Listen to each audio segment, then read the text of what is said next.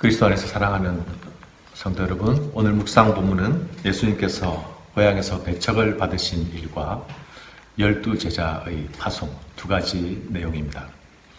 먼저 예수님의 고향 방문과 배척에 대해서 생각해 볼까요? 예수님은 제자들과 함께 나사렛을 방문하셨습니다. 지금까지는 가브나움을 중심으로 활동하셨는데요. 이제 나사렛으로 이동하셨습니다. 가브나움에서 나사렛까지는 갈릴리 북부 해변 지역에서 서남쪽 산간 지방으로 약 40km 길입니다. 백리길을 이동하신 것이죠. 고향에서의 예수님의 행적은 여느 지역에서의 행적과 활동과 동일했습니다. 하나님 나라의 복음을 전파하는 것이었습니다. 여느 때처럼 안식일이 되자 회당을 방문하셔서 가르치셨습니다. 예수님은 유대인들의 회당 예배를 복음 전파의 좋은 기회로 항상 사용하셨죠. 예수님의 가르침에 나사렛 사람들도 놀람이라는 반응을 일으켰습니다. 다른 곳에서와 같이 권세 있는 가르침이 나사렛 사람들에게도 주어졌습니다. 그러나 여러분, 고향에서 예수님의 가르침은 좋은 반응을 얻지 못했습니다. 동일하신 예수님이 다른 곳에서와 동일하게 사역을 행하셨습니다. 그러나 다른 반응이 나사렛에서 나타납니다. 지금까지 마가의 기록에 의하면 예수님의 가르침은 언제나 성공적이었던 것으로 보여지지 않습니까? 하지만 나사렛에서의 기록은 예수님의 사역에도 수용과 거부, 환영과 배척이라는 양면이 있었다는 것을 보여줍니다. 이것이 무엇을 의미하는 것입니까? 예수님은 최고의 교사가 아니셨습니까? 예수님은 최고의 의사, 최고의 치유자였습니다. 예수님은 귀신과 마귀를 쫓아내는 최고의 영적 전사이셨습니다. 무엇보다도 그분은 이 땅에 오신 하나님의 아들입니다. 예수님의 사역은 귀신을 쫓아내고 병자를 치유하며 풍랑을 잠잠케 하시고 죽은 자를 살리셨습니다. 이 모든 일들은 예수님이 선포하시는 하나님 나라 복음이 무엇인지를 설명하고 증명해내는 것들이었습니다. 그러나 그분의 사역이 항상 일방적이거나 기계적인 관계에서 이루어진 것이 아니라는 것을 오늘 발견하게 됩니다. 우리는 흔히 능력 있는 복음의 선포가 있는 곳에서는 언제나 마땅한 회심의 반응이 있을 것이라 생각합니다. 예수님의 복음 사역은 가버나움에서나 나사렛에서나 심지어 이방 땅에서도 동일한 능력의 복음이었습니다. 그러나 나사렛 사람들의 반응은 하나님 나라의 복음에 대한 환영과 수용이 아니라 배척과 거부였습니다. 그들이 예수님을 배척한 것은 사람을 배척한 것이 아니라 하나님 나라의 복음을 배척한 것이죠. 나사렛 사람들은 선포되는 복음과 복음의 권세와 능력에 집중하지 못했습니다.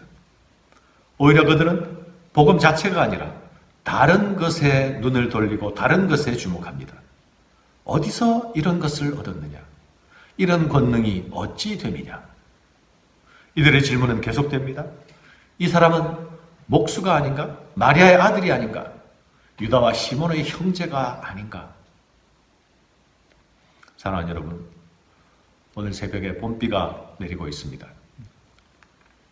이 봄비를 받고 풀들은 싹을 틔울 것이고 나무들은 새 잎을 돋아내게 될 것입니다. 봄의 단비는 하늘로부터 모든 사람들에게 내려옵니다. 그러나 모든 사람이 복음의 혜택을 입는 것은 아닙니다. 오직 믿음으로 반응하는 자들에게만 복음은 진정 기쁜 소식이 될 수 있습니다. 나사렛 사람들에게는 예수님의 가문을 잘 알고 있다는 것이 오히려 해가 되었습니다. 예수님의 출신과 그들의 형제관계를 속속들이 잘 알고 있다는 것이 복음에 반응하지 못하게 만들었습니다.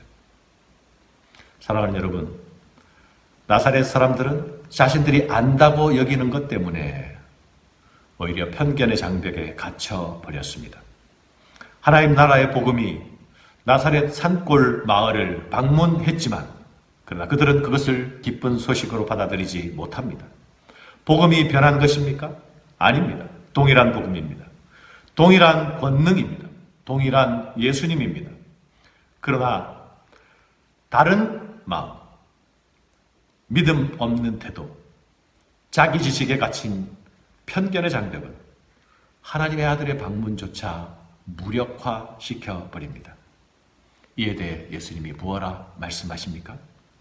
예수께서 그들에게 이르시되 선지자가 자기 고향과 자기 친척과 자기 집 외에서는 존경을 받지 못함이 없느니라. 믿음이 없는 곳에서는 주님조차도 일하실 수 없음을 우리는 기억해야 합니다. 내가 가진 지식이 오히려 복음의 능력을 부정하고 거부하고 있지는 않습니까? 내가 가진 사람에 대한 편견이 복음 자체에 집중하지 못하게 만드는 일은 없는지 돌아보는 아침이 되어야겠습니다. 두 번째는 12제자의 파송에 관한 말씀입니다. 마가복음 1장에서 제자를 부르시는 예수님의 이야기가 나타나고 있죠. 마가복음 3장에서는 부르신 제자들을 세우십니다. 이제 그 세우신 제자들을 파송하십니다. 지금까지 예수님의 사역은 제자들과 함께 하신 사역입니다. 함께 하신 이유는 제자들을 훈련하기 위함이었죠. 훈련받은 자는 이제 복음의 임무를 수행해야 합니다. 이에 예수님은 12제자를 둘씩 파송하십니다. 하나님 나라의 복음은 전파되고 들려져야 하기 때문이지요. 산 위의 등불처럼 비추어져야 합니다. 이를 위해서 둘씩 보내시는 이유가 있지요. 두 사람의 증언은 신뢰성을 높입니다. 그러나 두 사람의 사역은 혼자서 행하는 사역의 연약을 보완합니다. 서로에게 의지가 되고 서로에게 위로가 되고 서로가 격려가 되기 위함입니다. 오늘 여러분은 이 복음을 위하여서 누구에게 의지가 되고 누구에게 위로가 되고 누구에게 격려가 되고 있습니까? 파송받는 제자들에게는 권능을 주십니다. 이 권능은 예수님께로부터 받은 권능입니다. 특별히 더러운 귀신을 제어하는 권능을 주셨지요. 능력 중에서도 악한 영적 세력인 귀신을 물리치는 능력을 주셨습니다. 우리는 귀신 이야기를 할 때마다, 이 귀신 이야기를 대할 때마다 이건 전근대적인 사고방식 속에서 이루어진 것이라 치부해버리는 경향이 있습니다. 그러나 여러분, 복음이 임하는 자리는 언제나 영적 싸움이 있는 자리임을 기억해야 합니다. 마가는 처음부터 예수님의 복음 사역이 더러운 귀신을 쫓아내는 것과 괴를 같이 하고 있다고 증언하고 있습니다. 마가복음 1장에서 예수님의 가버나움 사역이 소개될 때에 안식일날 가버나움 회당에서 그 회당에 있던 더러운 귀신은 더 이상 정체를 숨기지 못합니다. 복음의 능력이 임할 때에 귀신 들린 사람이 더 이상 숨어있지 못하게 되는 것입니다. 복음의 능력 가운데 귀신의 정체가 드러나고 쫓겨납니다. 하나님 나라의 임함과 악한 귀신의 세력은 결코 공존할 수가 없습니다. 복음의 빛이 비추어지기 전까지는 악한 자들은 그 가운데서 정체를 숨길 수 있었습니다. 그러나 복음이 임할 때에는 귀신들이 쫓겨나고 또 쫓겨나야 합니다. 오늘 현대를 사는 성도들은 이 원시적인 복음의 내용에 귀 기울일 필요가 있습니다. 복음 전차 전파의 사역은 긴급한 일입니다. 1순위의 사역입니다. 이 사역은 무거운 지장이 적합치 않습니다. 빠른 반응을 위해서 가벼운 몸이 필요합니다. 언제든지 복음의 필요를 위해 순종할 수 있어야 하기 때문이죠. 돈도 두부롯도 가지지 말라는 말씀은 전도자에게 요구하는 청빈의 윤리이기 이전에 전도자의 사명의 긴급성을 말씀하는 것입니다. 오늘 우리의 삶은 이 복음을 위하여 얼마나 몸을 가볍게 하고 있습니까? 이 복음의 긴급성에 우리는 얼마나 마음을 두고 있습니까? 마지막으로 전도자는 최대한 가벼운 몸으로 전도 임무를 수행합니다. 그 몸이 가벼울수록 사실 채워져야 할 필요는 많은 것입니다.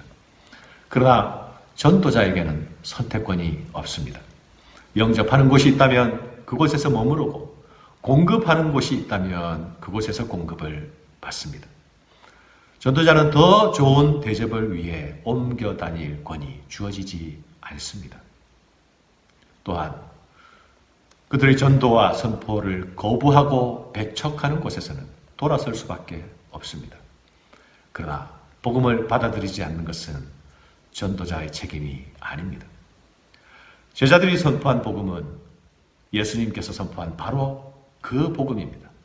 하나님 나라가 가까웠으니 회개하고 복음을 믿으라. 제자들 가운데는 세리도 있었고 어부도 있지 않았습니까? 유대인들은 그들을 죄인으로 취급하기도 하고 또 무식한 자로 여기기도 하던 자들이었습니다. 그러나 그들의 과거 신분이 중요하지 않습니다. 유대인들이 그들을 어떻게 생각하는 것은 더더욱 중요하지 않습니다. 중요한 것은 지금 그들 손에 들려져 있는 것이 하나님의 아들 예수 그리스도께서 주신 권능과 복음이라는 사실이 중요합니다. 이것을 가장 귀하게 여기는 자가 주님의 사역에 함께 참여할 수 있습니다. 이것을 믿고 따라 나서는 자들은 주님의 일하심 같이 복음의 능력과 권능을 체험할 것입니다. 하나님 나라가 임하는 것을 보게 되는 것입니다. 사랑하는 여러분, 우리 모두는 예수님의 제자들이 아닙니까? 오늘도 주님께서 주신 것을 가장 귀히 여기고 믿음으로 일어서 나서는 한 날이 되시기를 바랍니다. 여러분의 작은 순종으로 악한 권세가 쫓겨나고 모든 병들고 어그러진 것들이 치유되고 회복되는 하나님 나라를 경험하는 복된 한 날이 되시기를 바랍니다. 감사합니다.